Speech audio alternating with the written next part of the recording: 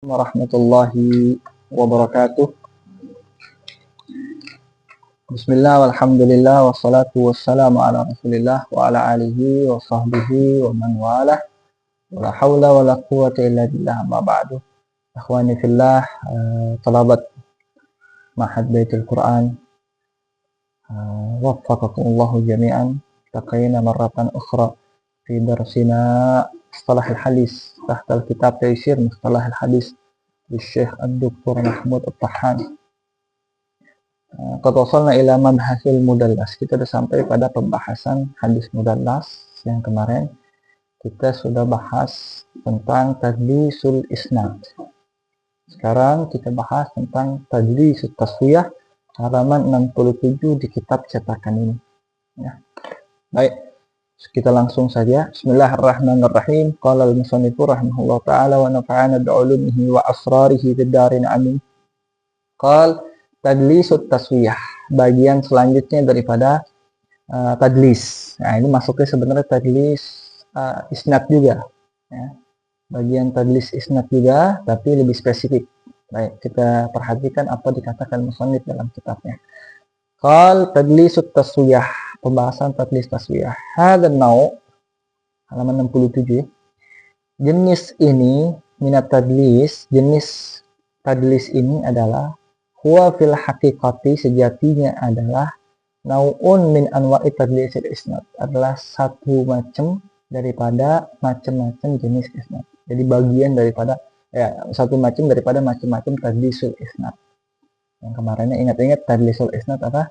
Ayyarwi rawi amman qad sami'a minhu ma lam yasma' minhu min ghairi ayadhkur annahu sami'ahu minhu. Sekiranya perawi menyebutkan suatu hadis dari orang yang memang dia pernah dengar hadis daripadanya, riwayatannya, namun dia meriwayatkan saat ini apa yang tidak didengarkan langsung darinya, ya. Dia gurunya, dia meriwayatkan dari gurunya apa yang tidak didengarkan langsung dari gurunya, gitu. Baik lewat perantara ataupun memang dia tidak dengar langsung, gitu. Itu namanya tadlisul isnad, tanpa dia sebutkan kalau dia tidak dengar langsung, jadi ditutup-tutupin. Tadlis itu ikhfa'u aibin fil isnad, menyembunyikan adanya aib di dalam sanad. Ya.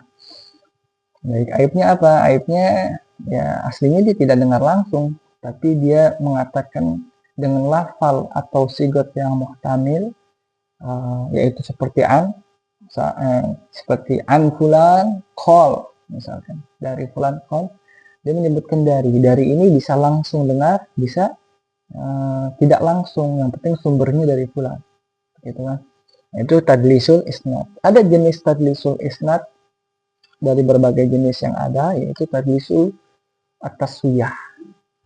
Apa tadi taswiyah? Taswiyah ini secara bahasa kan nyamain, meratakan, menyamakan. Alias yang tadinya ada kekurangan ditambal sama diratain supaya kekuatannya dikira sama. Bagaimana itu?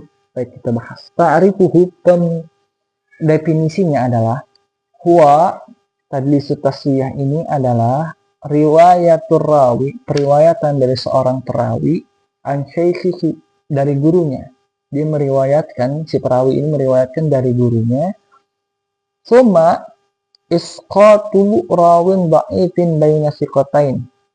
Kemudian dia meriwayatkan dari gurunya, tapi dalam sanadnya itu dia isqat, dia gugurkan. Rawin dha'if, seorang perawi yang memang lemah riwayatannya, baina siqatain, yang posisinya ada di antara dua yang thiqah. Jadi dia yang dhaif, diapit dua thiqah, karena dia dhaif sendiri, dihapus daripada rantai sanadnya, supaya kelihatan orang thiqah ketemu thiqah, dhaifnya diilangi. Cuman mesti yang antara dua thiqah yang menyelingi si dhaif ini, dua thiqah yang mengapit si dhaif ini, mesti apa? Laqiya ahaduhum baina siqatain, laqiya ahaduhuma al-akhar. Dua thiqah ini yang mengapit yang dhaif memang pernah saling bertemu, gitu, ya. Jadi misalkan saya meriwayatkan dari guru saya ini thiqah, Misalkan beliau meriwayatkan dari yang doib ini ceritanya meriwayatkan dari yang sikoh juga. Berarti kan yang doib ini diapit dua sikoh. Ya.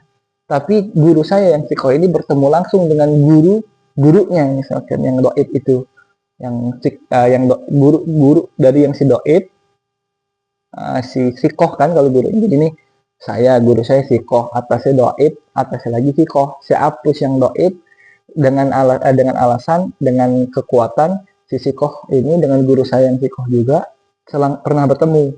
Jadi orang nggak mengira ada yang putus begitu, karena memang pernah ketemu. Dari riwayat sirahnya atau manakibnya itu dia pernah saling bertemu antara dua sikoh ini, sehingga orang nggak curiga ada yang diiskot, ada yang digugurkan.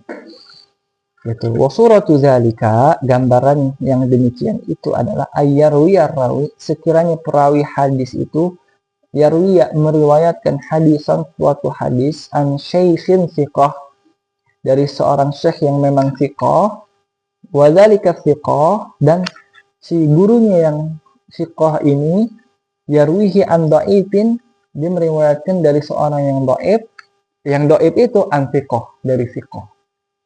Jadi ana mengatakan ansikoh, andoib, ansikoh. Wa yakunu sikotani, dan dua orang yang sikoh ini, yang atas dan yang bawah, yang diselingi satu orang doib ini, dua orang yang sikohnya ini, qad laqiya, telah bertemu, ahaduhumal akhar, antara satu dan yang lainnya. Fayatil mudallis, maka datanglah si mudallis. Dalam hal ini saya contohnya ya, si perawi ini, si mudallis, alladzi sami al hadis minas sikotil awal, yang mana saya dengarkan dari guru saya yang sikoh yang pertama ini. Jadi yang atas itu sikoh yang kedua, tengah-tengahnya ada doib.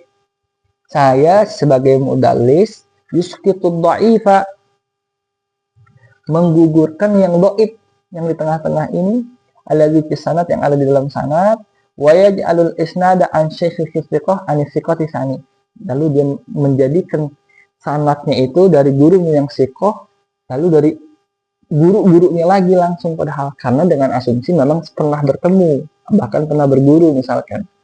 Gitu. Padahal dalam perkara hadis yang lagi direwayatkan, dia nggak dapat langsung, tapi dapat melalui perantara yang doib, yang diiskot itu. Begitu. Ya.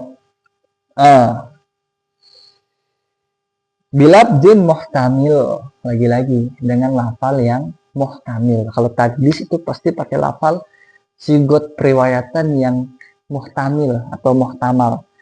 Ada kemungkinan dengar langsung ataupun tidak dengar langsung. Seperti menggunakan kata an, dari. Kenapa? Kalau kata dari ini kan bisa memang saya dengar langsung dari guru saya, atau pokoknya sumbernya dari beliau gitu.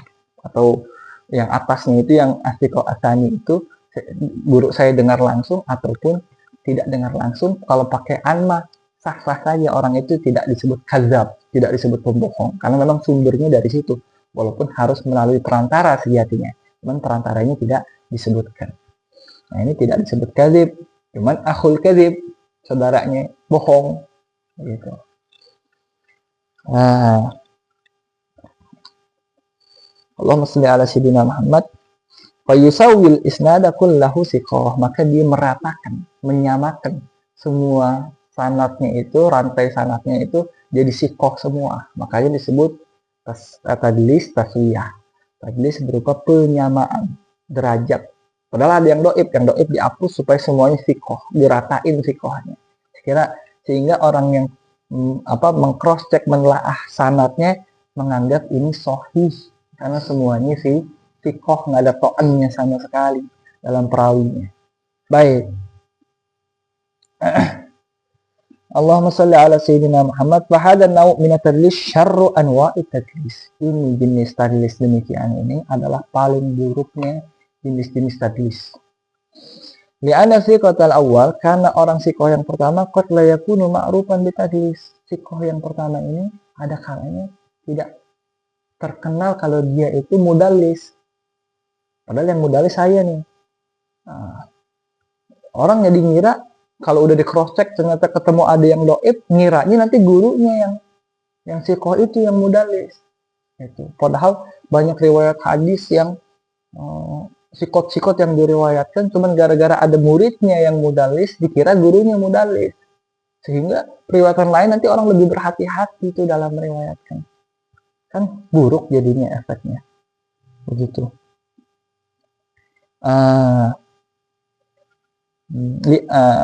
Wa yajiduhul waqif ala sanad kadzalik ba'da taswiyah. Dan orang yang waqif ala sanad, orang yang mentelaah sanad tadi, kadzalik ba'da taswiyah, mendapati demikian setelah taswiyah, qad rawahu an siqatin akhar. Afwan. Wa yajidul waqif ala sanad kadzalika ba'da taswiyah qad rawahu an siqatin akhar fa yahkumu lahu bis-sihhah. Dan si orang yang mentelaah sanadnya ini, kalau memang tidak ketahuan tadlisnya, boleh jadi melihat sanadnya ini setelah ditaswiyahin, setelah diratain, dhaifnya diisqat, dia melihat, oh ini perawi yang sikoh ini sudah meriwayatkan dari yang sikoh yang lainnya, bukan dari yang dhaif. Fa yahkumu lahu bis-sihhah. Sehingga yang mentelaahnya menghukumi hadis ini jadi sahih. Wa fihi ghururun syadid, maka dalam perkara ini ada tipuan yang sangat besar. Asharu man kana yaf'aluhu. Baik. Pembahasan selanjutnya, orang yang paling terkenal melakukan tadlis taswiyah ini. Siapa? Baqiyah bin Walid. Jadi kalau ada perawi dalam sanad itu kita ketemu nama Baqiyah bin Walid, dia terkenal mudallis dengan tadlis taswiyah. Qala Abu Mushir, berkata Abu Mushir, ulama jarh wa ta'dil, ahadisu Baqiyah laysat naqiyah, fakun minha ala taqiyah. Hadis-hadisnya Baqiyah ini tidaklah bersih, nggak bersih ya, ada kotorannya apa? Tadlis itu kotoran dalam sanad. Fakun minha, maka jadilah engkau pentelaah hadis daripadanya ala taqiyah, berhati-hati, taqiyah. Yang kedua yang terkenal melakukannya juga Al-Walid ibn Muslim. Adapun contoh yang saya baca sendiri dari ya.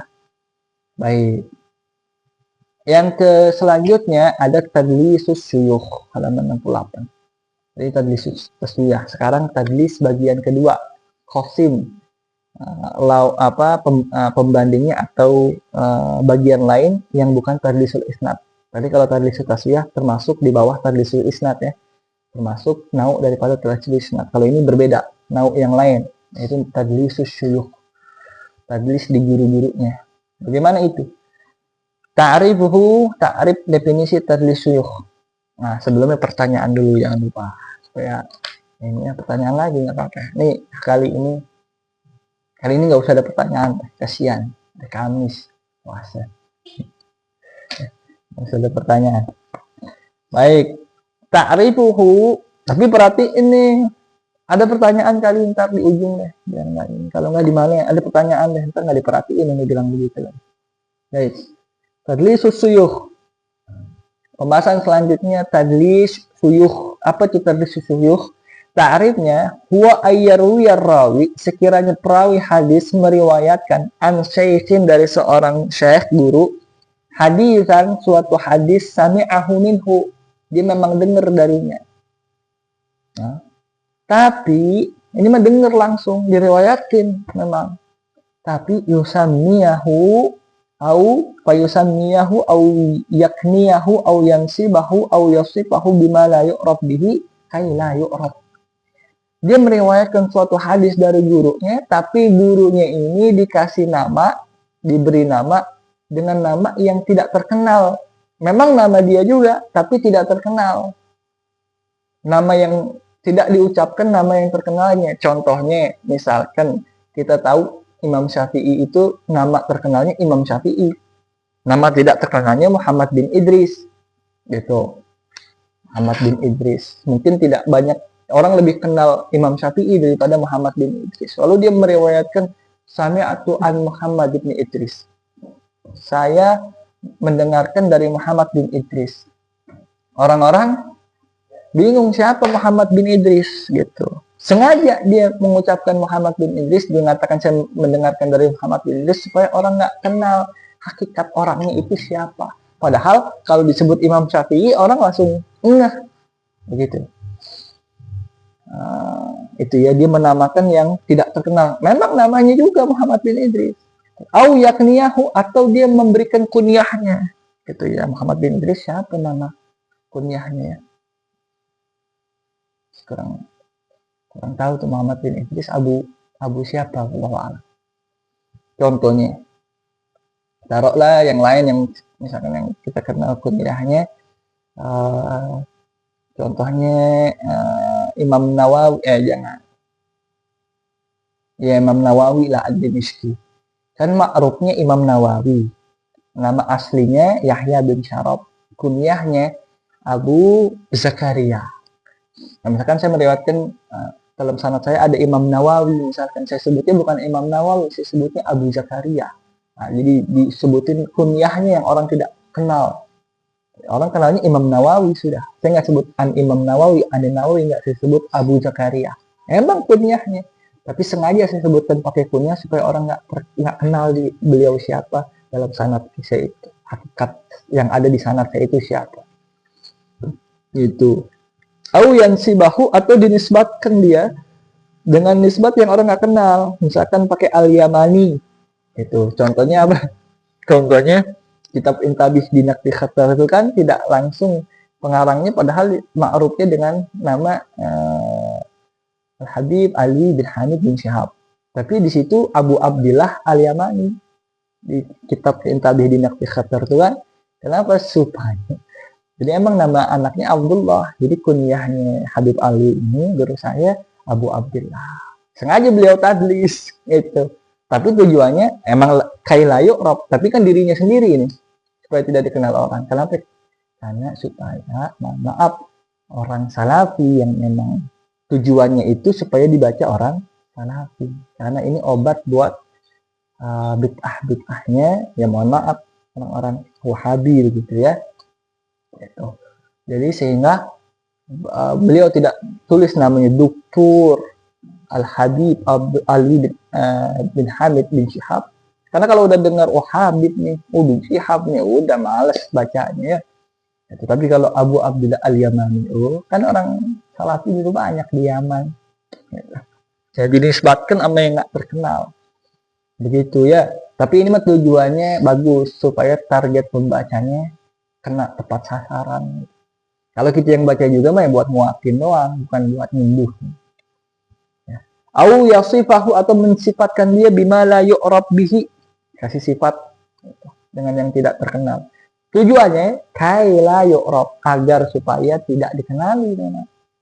Misalnya contohnya qaulu Abi Bakrin bin Mujahid ahad a'immatul qira'. Perkataan Abu Bakar bin Mujahid, salah satu imam qiraat. Hadatsana Abdullah bin Abi Abdullah. Dia katakan hadatsana Abdullah bin Abi Abdullah. Tentu Abdullah bin Abi Abdullah, ya, karena ya bapaknya Abu Abdullah, mesti kunyahnya anaknya Abdullah. Gitu. Cuma kan orang jadi nggak kenal siapa Abdullah bin Abi Abdullah. Padahal yang dimaksud adalah yuridu bihi Abu Bakrin bin Abi Daud. Abu Abdullah itu maksudnya pengennya Abu Bakar bin Abi Daud. Atau tidak, itu nama Abdullah bin Abi Abdullah itu Abu Bakar bin Abi Daud As-Sajistani. Jadi pakai sifat ini mah emang bukan Abdullah namanya, emang dia hambanya Allah. Ya sama kayak orang kalau pengumuman donatur ya dari hamba Allah itu kan. Semuanya juga hamba Allah. Cuman kalau Abdullah kan digunakan nama. Kita kan orang Indonesia nggak ada namain anak kita hamba Allah ya. Jadi coba-coba gitu kasih nama anak kita nanti hamba Allah. Ini ternyata donaturnya selama ini di mana-mana. Padahal Abdullah juga kan. Boleh dapain nanti yang pertama. Padahal maksudnya Abu Bakar bin Abi Daud. Ya, Abu Bakar itu ya Abdullah, Abu Daud, Abi Daud ya Daud itu Abdullah. Jadi Abdullah itu sama juga. Bapaknya hambanya Allah. Bapaknya hamba Allah, ya hamba Allah juga kan. Begitu.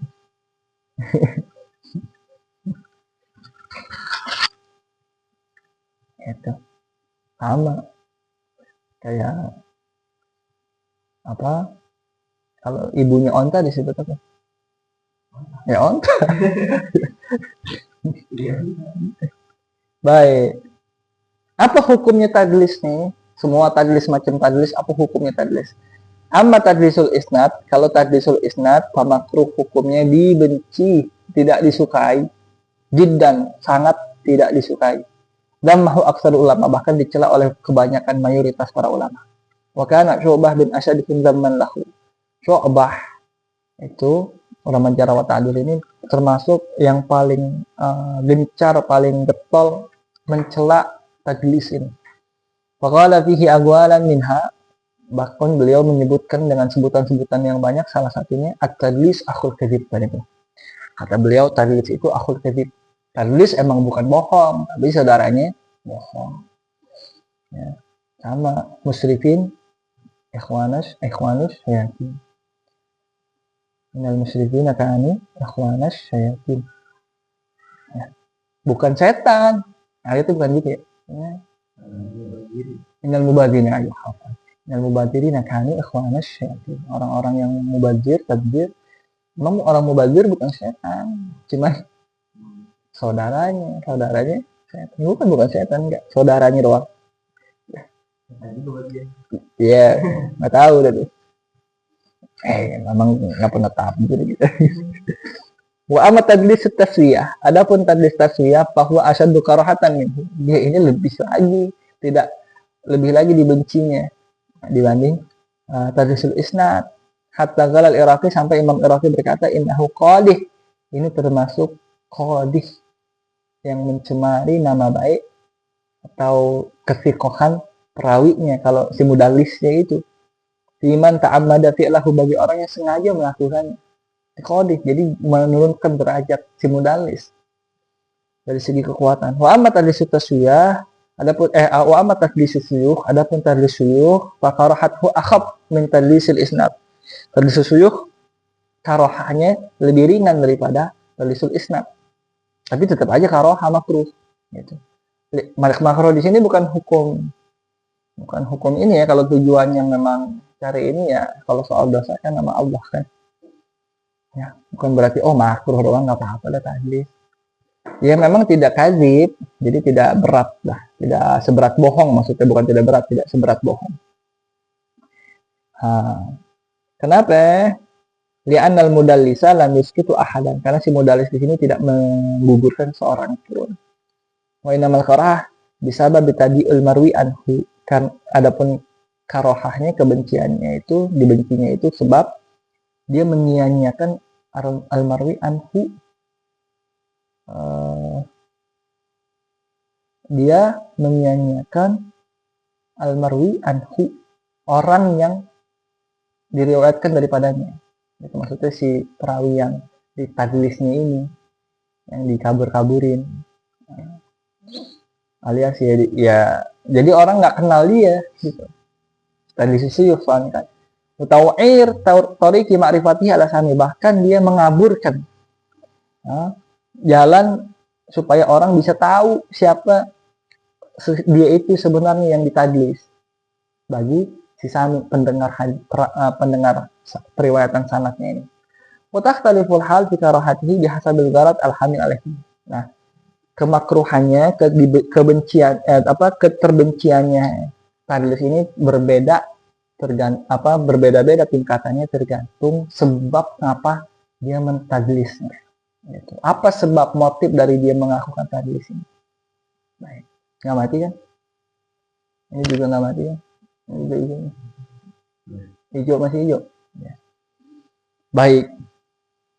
Selanjutnya, terus apa sebab-sebabnya orang melakukan tadlis? Al-agradul hamilah ala tadlis.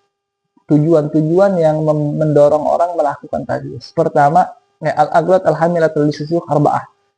Ada 4 perkara yang mendorong orang melakukan tadlis. Wahia, yang pertama, da'fus syekh au kaunuhu ghairu thiqah. Pertama, si syekhnya itu, gurunya itu dhaif atau tidak thiqah lah paling tidak. Sehingga dia nggak mau dalam sanadnya ini tercemar ada yang dhaif. Nanti kan jadi ikutan dhaif dia meriwayatkan dari yang dhaif kan? Karena thiqah kebanyakan meriwayatkan dari yang thiqah saja. Kebanyakan gitu. Jadi dia ngabur-ngaburin, ditadlis lah supaya orang menyangka dirinya tidak meriwayatkan kecuali dari yang thiqah, atau dirinya tidak berguru kecuali kepada yang thiqah. Gitu. Yang kedua, ta'akhuru wafatihi. Bihaits syarakahu fisima' minhu jama'atan dunahu. Baik.